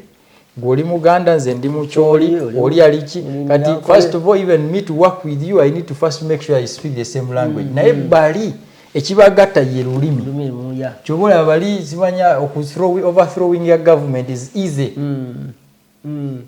nti bakozesa olulimi kati ate bw'ogenda wano bw'ojja wano ojja kusanga nti gavumenti zaabwe sobola bayamba through the what temple kati webanga wagala owola through the temple kati feulira tetulina lulimi lumu ekitugatta trust issues tulina too much kati at the end of the day tujja kubanga tubeera scattered tetusobola kubeera ne one voice kati bana bayindi when they cough bano bawulira abazungu ate they are taking over by slowly kubanga ojja kusanga owasinga tava mu simanya singa bwako avuga basi tasobola kugivaako okitegeera ate ajja kusikate Rajifu naye ajje avuge kati ojja kusanga nga line of one Indian that entered in the TTC asisa abantu nga 3 okuyingira mu TTC kati ate Kakalamu ayingira mu TTC taagala ne George amanyi nti no mwali okitegeera nobanga advert mwebali nze mbagamba abaagala okukola business mujje tukole digital business agala tandike ate bawulira oyagamba nti no Kakalamu kati bwenteeka muzi nemufuna meka webatandikira nawe oyagala kutubba nga we batubbye batubadda without doing the due diligence kati at the end of the day wetudda wali mu best value ojja kusanga nga cities zino bwezityo nga Edmonton, Calgary, most Ugandans have even thrived like in those cities. Lwaki? Because opportunities jeziri it is laid back kubanga Alberta is the only province that still is an urban province that still has houses that is at least 300,000 250,000 a nyumba. You can imagine, which is not possible in Toronto. Yeah. So no Rachel, that is good. Now bwotunulira best value also is Halifax. Halifax is a city. Halifax is a city for Nova Scotia. It's in the east. It's near Labrador, Nova Scotia, Newfoundland. Yoka erina city eta sounding nnyo. Nova Scotia sounds with healthcare. Naye nti yo province sounding and city yet Nova Scotia. Ontario nge sounding ade in Toronto ne sounding nnyo kusinga. Owulira zi Montreal no. But Halifax is a very nice good city and very developed actually. Yes, it's very developed there, but banabali mu healthcare. Because why that place is good for healthcare? Because they have a very aged population. Bazungu nyo kati bakadye kati the number of katugamenti no senior care facilities banabakoze ba PSW kati you need to be able to look in such provinces. Nti simanya Toronto emirimu tezikyalabika kubanga wano Toronto bajja kubanga bakuwa sente ntono kubanga competition weeri. Naye bw'otunulira cities ezinako ka healthcare kind of opportunities, Nova Scotia is one of them. Province as Nova Scotia. Ekulekawa mu mental health. Anti kati mentally it's how you absorb yourself. Kubanga kati right now sometimes you can sacrifice and choose opportunity over community. Mfuna bulungi kubanga what makes people make fail to make the hard choices is the community. Wabwe mva wano Kakalaamu wannange sijja kumulaba ate bade tukiringa ate obulamu kampati zone yeyo. Nabadde Prince Edward Island nasanze omuvubuka ng'avuga motoka myaka 2 nga talina yadde drivers gundi talina gundi insurance. The province, like the place is laid back. Ewa, Nova Scotia. Prince Edward Island. It's a province. Ingatebabiri kega insurance. No, we babiriko na ye nga womanyi. You can manipulate it because like it's a laid back town. It's Charlotte town. Ovuga okuva like okuva north paka east ngoli kumazi. It's in the middle of the Atlantic. It's in the middle of the Atlantic. When you get out, you use the Confederation Bridge. The Confederation Bridge is one of the world wonders of the world. Of course, second to the bridge of China, because it crosses the ocean. Yes, it crosses the ocean and it connects one province to the other province, because it connects Prince Edward Island to New Brunswick. So, bovugo kuva Prince Edward Island go crossing, you use the Confederation Bridge. Confederation Bridges, those are places where they signed the agreements as Tongoza Canada. Canada, to be called what it means, the meeting was they sat in Prince Edward Island. And there was a lot of war that they signed the Confederation to now create all these provinces that we are talking about. I think that history, very few people know it. So when you go to such places, I have videos that I did from that place, Confederation Bridge. I did some videos from the importance of lighthouses, because where you go to those places, the lighthouses are so many. Every point, the lighthouses would guide the ships. I think those are places where you find the oldest. Everything there is an archive of history. That house was the first modern constructed house in the entire North America. Nenga ugenda okukirabanga ya wood. Captain Simanya because of it yabeeranga wano. Wow.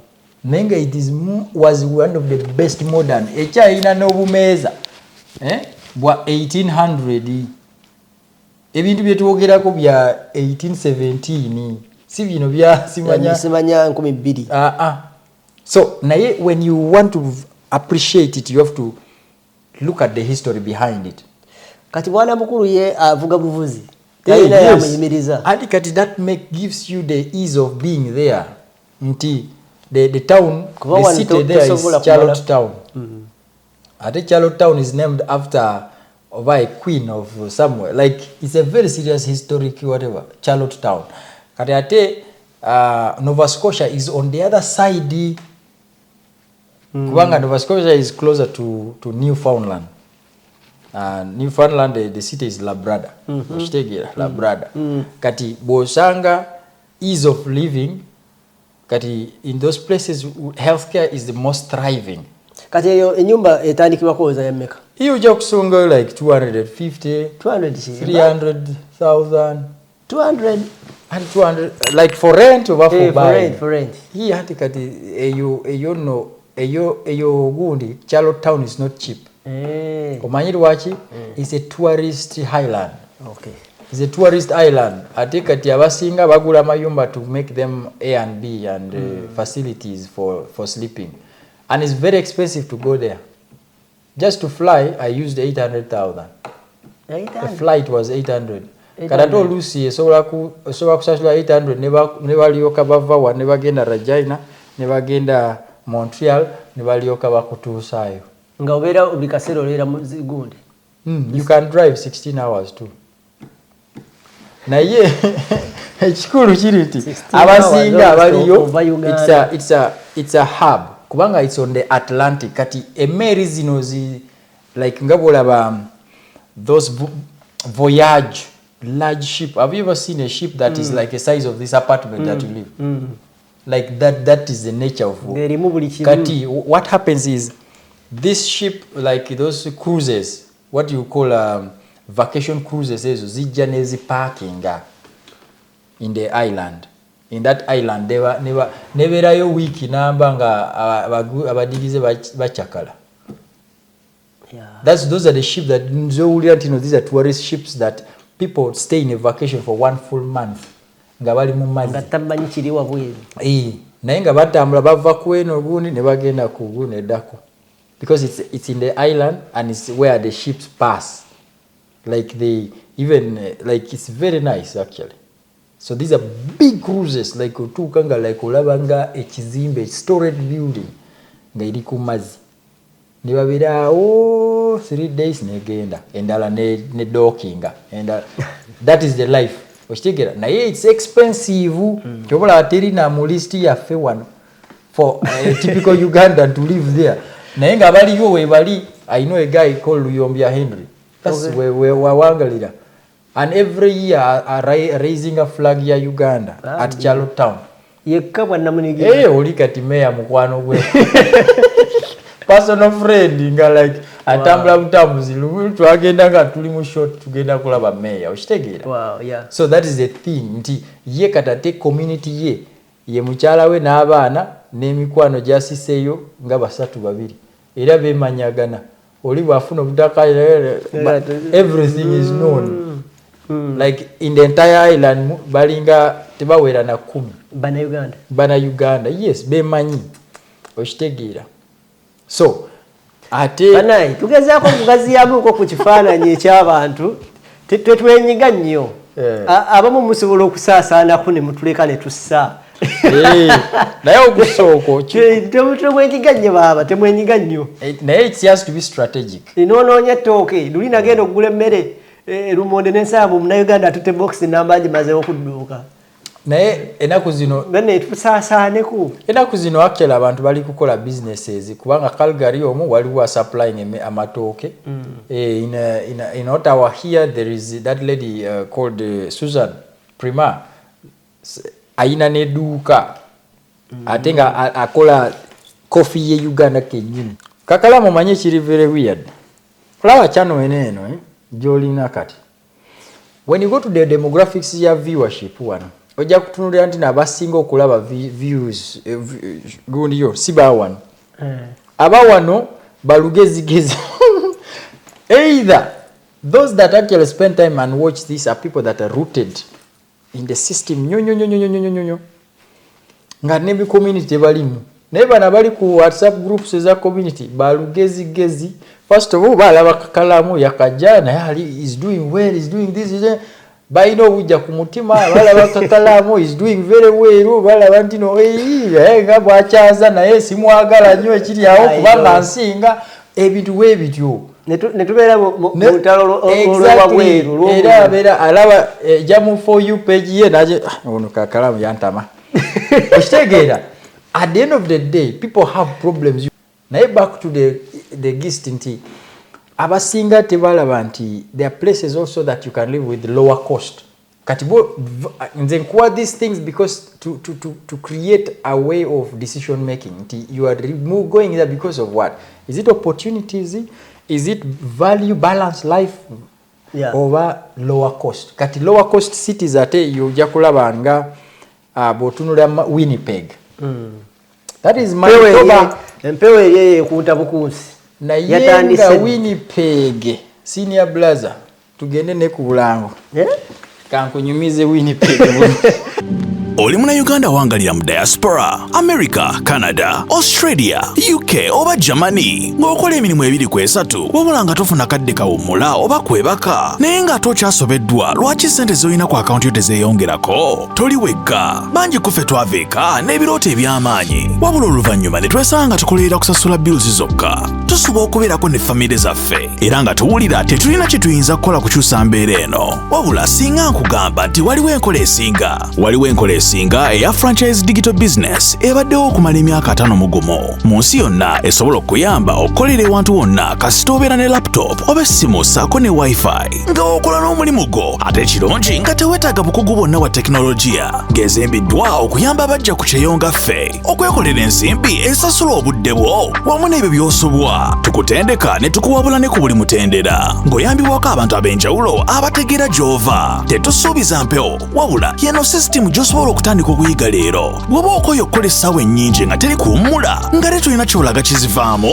nyiga mu linki eyo wansi okumanya ebisingawo okuba ku simu ya Gerard Seguya oba gwe mumanyi nga KAKALAAMUDAANSWER ku +1 647 821 8189 oba kyalina omutimbagano www.g-viepena.com. Abantu amayi ennaku zino references zisinga obukulu zenfunye zifunye nnyo nga ndimu eno business nti diverse gye twogerako yendeetedde okutegeera nti ebintu ebimu bifaanagana tyakaaba ekintu wano ali e US kyakaaba ali e UK kyakaaba ali Australia kyakaaba ogenda okwesanga nga the same thing bimwakaaba ekintu kyekimu kati nze mu bwongo bwange nekola decision nti it is not a city oba country wabula ndowooza ebeera saako y'ogwo naye nyinza okukola nga nze nga kyenjogera naye nga byaddala just ndowoozeza kukyamuukirira nga bwenfuna omulala ayinza okiŋŋamba oba ayinza okukola informed decision oba oliawo ensonga kiryo gyali wano twasalawo kuba atambudde nnyo ebyaddala atambula naddala mu Canada wano bangi tuli wano nze we nali ntuuseeko ewalala ndowooza Ottawa naye tuli wano bangi wempulira mu Colombia wempulira simanya Alberta simanya Vancouver bangi bankubira essimu jangubuka eno jangubuka eri naye situukangayo kati ebimu sebo ndinga ali mu firimu wano kisoboka situukangayo kati olaba bwadde nkugamba nti no the low cost cities like Winnipeg in Manitoba kati first olaba kati nga bwolaba obunyogovu tuyingiddemu naye eri ate kiralamu because otuuka nga like because most of it is there are lakes, there are waters kati jukira nti bayina ne seasonal roads seasonal roads nga like katugambe nti bale tugenda Ottawa sikyo naye nga tuyita eri bulijjo lwaki because waliwo amazzi wano Lake Ontario ngamuyita ku mazzi waliwo Lake Ontario kati tuyita nga Lake Ontario nga tuyita eno nga tuyita wala kati mu snow when snow comes in like Manitoba there are places where kati mo kukola shortcut through the water ngovuga ati ngovuga motoka ngoita ku mazzi anti nga seasonal is a seasonal road lindako ngovugira ku mazzi sina ntino vaka wali nedda olugendo ewansi nyanja yes there are seasonal roads in fact that thing even was acted in a movie it's called Ice Roads go and watch it even part of it was acted from Winnipeg it was okay it's called Ice Roads like there are times because these days by the way I don't know because of population naenga Canada has become warm echaddala edda nga like October singa tuli mu winter jackets already okitegeera singa obugumo ebigere naye nga Winnipeg and Manitoba itself because the city is Winnipeg province is Manitoba bayina very cold temperatures that reaches that level extent where the lakes freeze kati when the lake freezes imagine the freezing that allows a car to drive on it it is there nonyerezaako ojja kubiraba n'abatulaba bajja kubiraba eyo ninayo omusajja nga bamuyita po sekanjako ne Tina yabaddeko wano naye nze po sekanjako yanyumiza Manitoba nga siraba na kutuukayo nenjijajingirayo nze ngamba bw'osobola okuyiwa woti amazzi mu bbanga ne gakwata ayisi ne ga buddakiika naddala nga eri hot yes it does but that is reality it is too cold kubanga there are people that have gone there naddala mu season embi you end up coming back because you can't sustain yourself okitegeera kati imagine ng'ogenziyo ng'onoonya mulimu gwa construction tojja banyumiza kubanga whether you like it or not oyina okebera generate ebweru oyina okebera gundi ebintu ebweru oyina okukola mukubo oyina okukuba enyondo sebo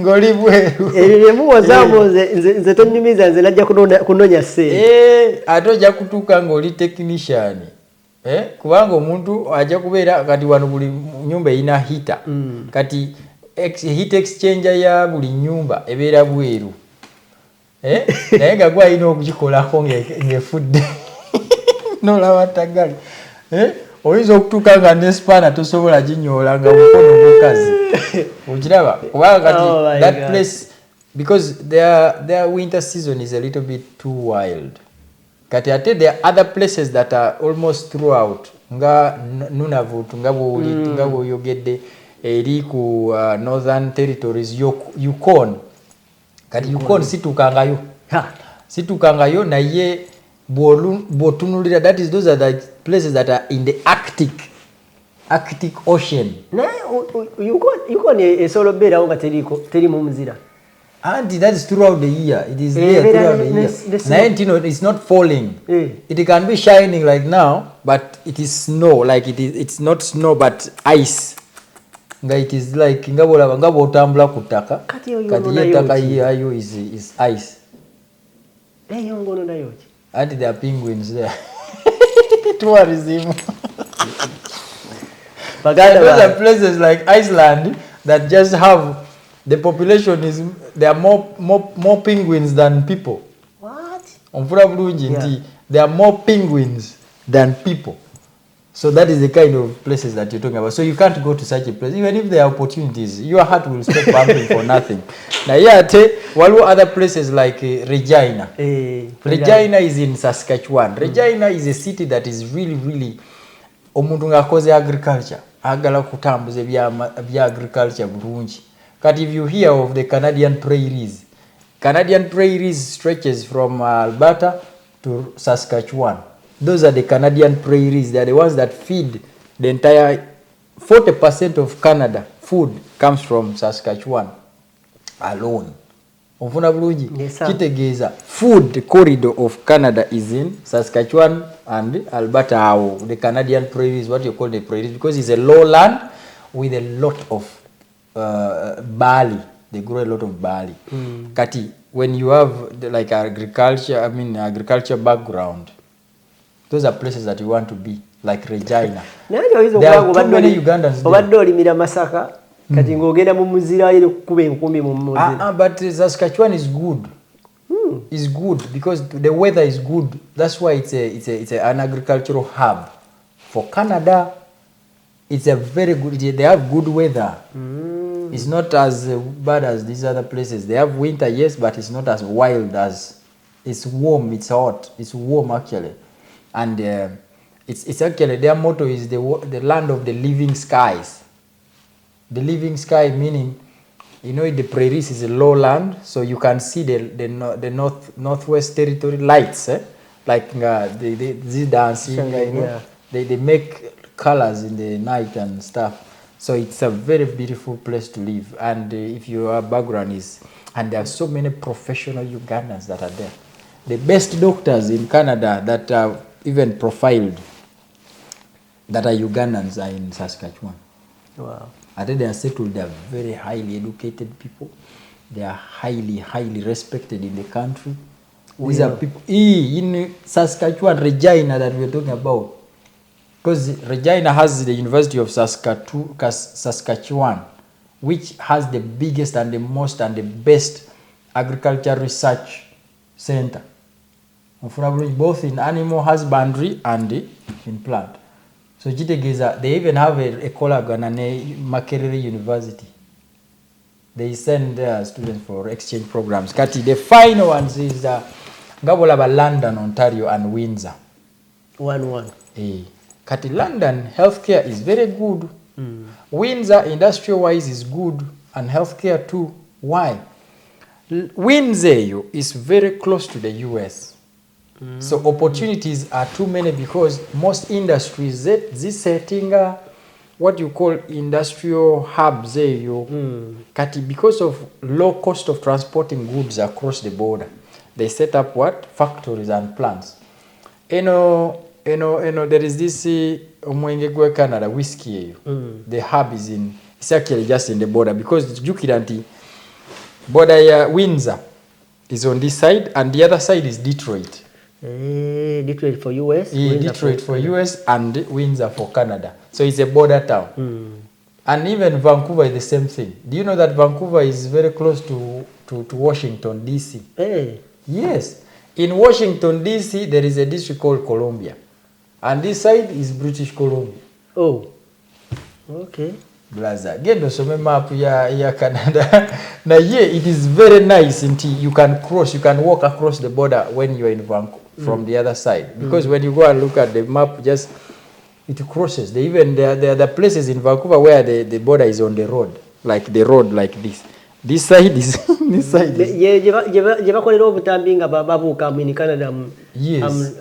Yeah, but even in Niagara here, there are places that do that. Okay. But Vancouver, that is also common.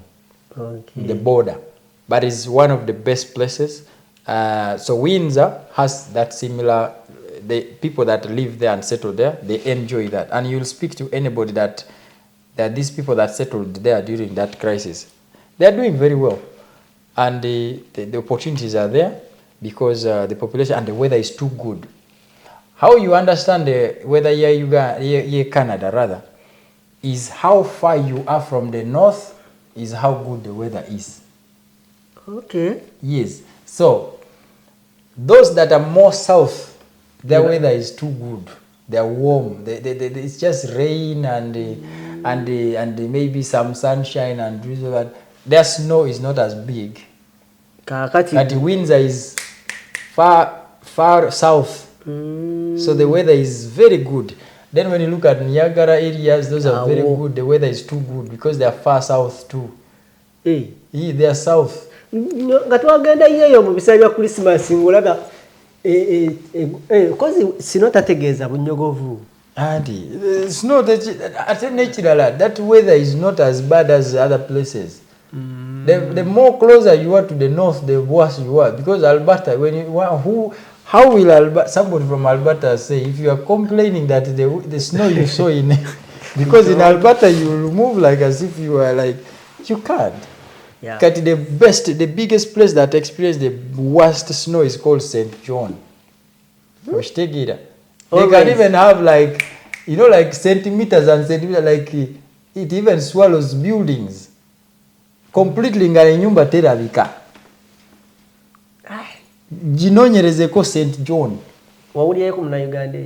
Senior brother, you don't want to stay in a place that has minus 75 degrees. Neyanze for today webaje balide ddala nsaba tuleme kukuwa wakiri newe tunatwalangayo mu myezi 3 n'ojja ebyaddala buli wotula katebe akondabanga okiwadde obudde tewaliwo complain yonna even last time na waliwo abali bakunoonya okufaako obufinga bagalye namba y'essimu abamu nembawa abamu nembagamba nti talina business gye yalanga because ekizibu kyetera okulaba n'abantu kiri kimu omuntu ava ku mulamwa gw'ekintu ekiba kireesiza omuntu n'acrossinga lines ate nkoze nti okujja nkoze nti otuukako eyo nga bambi oluusi interest yo tebadde yakutandika kutambuza bantu kati nze ntya nnyo okukola decision ey'okugaba ennamba y'omuntu nga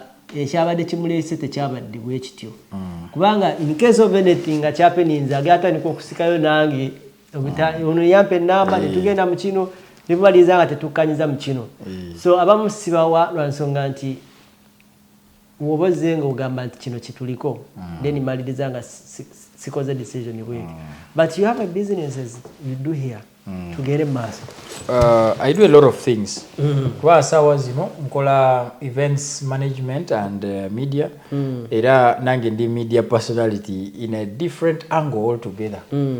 That like right now, Global Events Canada is an affiliate company, a business under Global Express Services.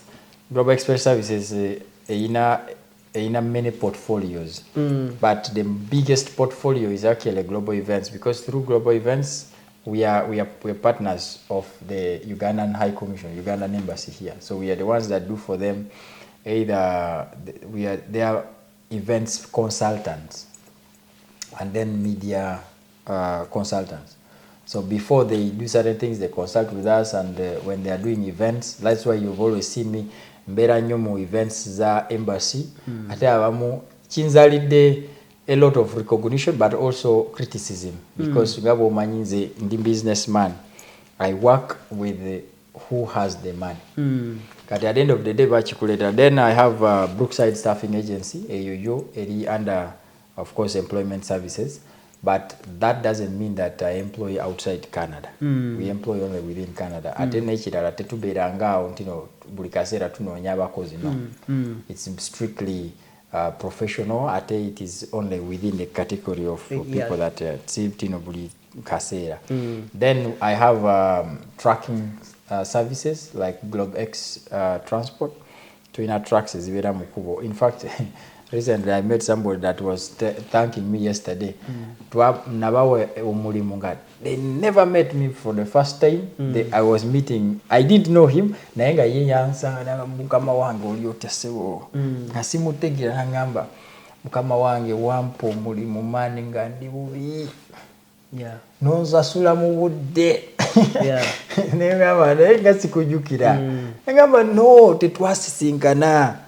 Just wateka muka advert awo nenjigira nengenda nonsindika nengamba kankole nakola.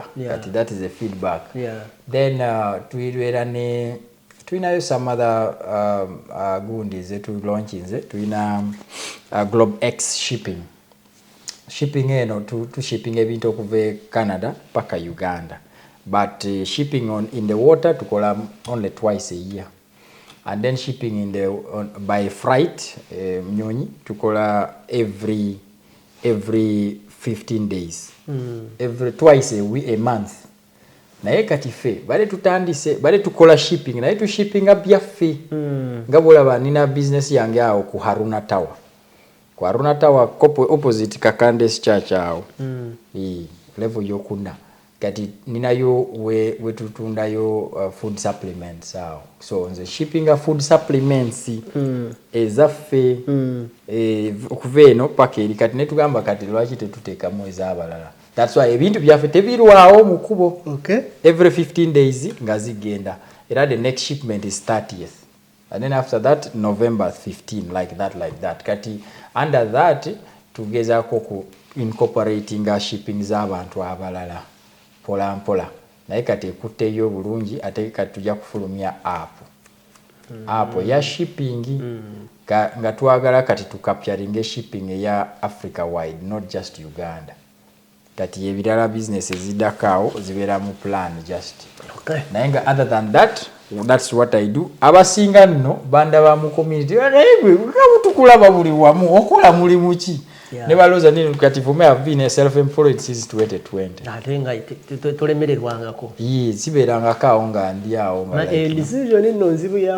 It's very difficult. It comes with a lot of resilience and trying and failing, trying and failing. Nayate, webango wagala kola business gwanda banga oli one. Most times kubanga ina lemerako ku gig gyolimu, omulimu gwolina, tojireka beera ngo otandika kyoyagala kutandika nga oli ku mulimu guno, kubanga business gwalina ogiteekamu. Kati webanga toyina source, kubanga self-employment ya one, most people think they are businessmen and entrepreneurs. Naye in actual sense they are self-employed. God, there's a difference, yes. So sanganga like that self-employment, if you want, you must put in the money and the time. Can you imagine you're putting in the time and the money, na yenga this money is not coming. Ngato ina sources zikutambuza bills. Uyinzo jigalawo company. Anyway, tetugenda kusuka waneno atakumira mpera bankumire. Bye bye.